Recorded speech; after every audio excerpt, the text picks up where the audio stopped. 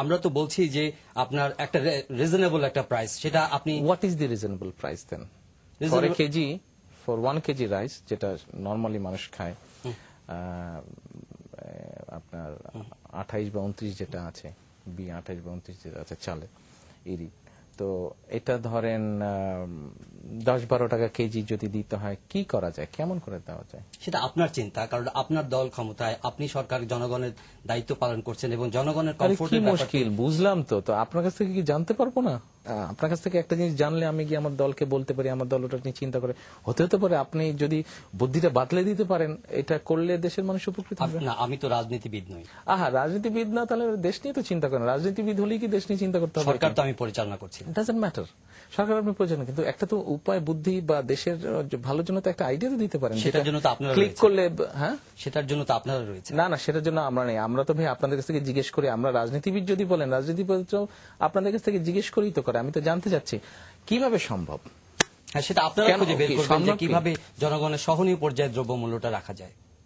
না না, সহনীয় পর্যায়টা হচ্ছে একটা আপেক্ষিক ব্যাপার। সহনীয় পর্যায়টা হচ্ছে একটা আপনারা কোন দৃষ্টিতে দেখছেন এই বিষয়টাকে? না না, জিনিসের দাম তো আপনি যাই হোক, আপনি এড়িয়ে গেলেন, আমি তখন যেরকম একটা এড়িয়ে গেলাম, আপনিও এড়িয়ে গেলেন। বিষয়টা অনেক কিছু বিবেচনা করতে হবে। আপনি বলেছেন জিনিসের দাম বাড়ছে, জিনিসের দাম বাড়ছে, ইট ইজ ফ্যাক্ট। যে দেশে ন্যাশনাল গ্রোথ, আপনার ইকোনমিক গ্রোথ 7% হয়, জিডিপি গ্রোথ 7% হয়, সে দেশে বাড়বেই জিনিসের দাম। যেখানে একজন আগে 5 বছর আগে যেখানে মজুরি ছিল গ্রামের, ধান কাটার সময় যে মজুরি পেত, সেখানে সে পেত 60 টাকা 65 টাকা পেত, সেখানে এখন ইট ইজ অলমোস্ট ডাবল। আচ্ছা, তো এখন একই সাথে আগে আপনি বলছেন যে ধরে নিলাম যে আগে কোনো এক সময় কম ছিল, তো কম ছিল ধানের মন যখন 250-275 টাকা ছিল, তখন কিন্তু কৃষকের লসও হতো। তার মানে কৃষকের লস হচ্ছে, যে ফসলটা তৈরি করছে তার লস হচ্ছে।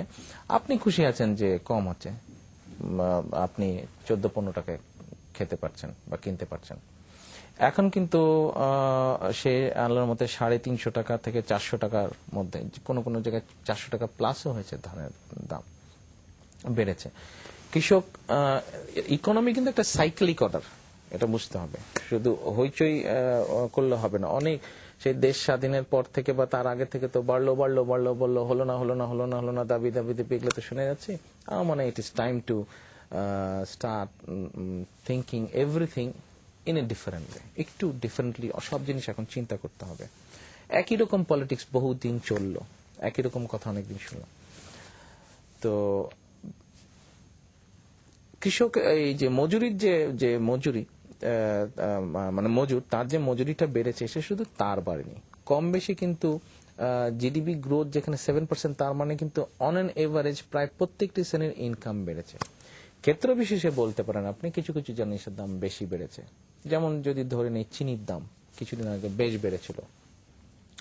বাংলাদেশে চিনি আপনার, আমি যতটুকু জানি এর মধ্যে, বাংলাদেশে চিনি প্রোডাকশন হয় নিজেরা, দেশের মধ্যে আমরা প্রোডাকশন করি 1.5 লক্ষ টনের মতন, কনজামশন বোধ হয় অ্যাবাউট 12 লক্ষ টনের মতন, অন এভারেজ প্রতি মাসে 1 লক্ষ টন কনজামশন।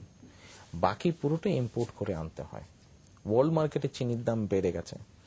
এখন কেউ খাতির করে, বাংলাদেশ গরিব দেশ, খাতির করে কেউ কম দামে দেবে না। ওয়ার্ল্ড মার্কেটে চিনির দাম বেড়ে গেছে, ডাবল না ডাবলেরও বেশি বেড়েছে। বিশেষ করে তেলের দাম বাড়ার পরে ব্রাজিলিয়ানরা, ব্রাজিল তো বহুত চিনি হয়তো ওখানে, ওরা এখন ওই চিনি দিয়ে ওটা দিয়ে গাড়ি চালাচ্ছে তেলের বদলে তারা। তো এখন ওখান থেকে কি একটা জানি গিয়ে বের করে, অবভিয়াসলি চিনির দাম বাড়বে।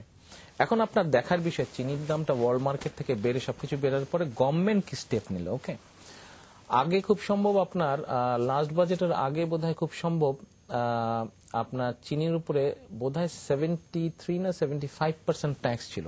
ধরেন 1 টন চিনি যদি আমি $100 দিয়ে নিয়ে আসি, তাহলে ওটার উপরে 75% ট্যাক্স হবে, তো 75% শতাংশ, তার মানে 175 হয়ে গেল, অটোমেটিক দাম বেড়ে গেল।